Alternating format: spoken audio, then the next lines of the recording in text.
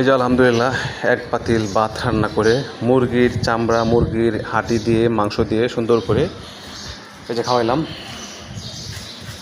সবারই।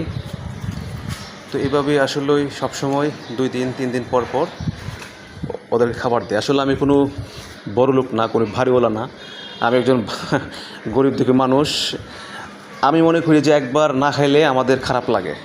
তো ওরা তো আসলে দিনের দিন পার হয়ে যাচ্ছে, তারপরেও কিন্তু ওদের পেটে ভাত জুটে না।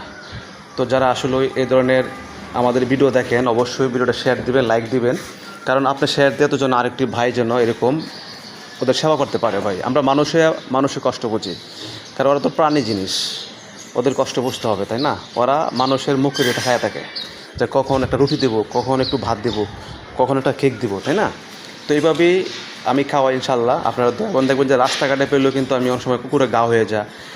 হ্যাঁ, অনেক সময় কুকুর মানে খেতে পারে না, তখন আমি রুটি কেক কিনে আমি খাবার দিই। তো এইভাবেই আসলেই চালিয়ে যাচ্ছি ইনশাল্লাহ। দোয়া করবেন যেন সবসময় এই প্রাণীদেরকে ইনশাল্লাহ সেবা করতে পারি।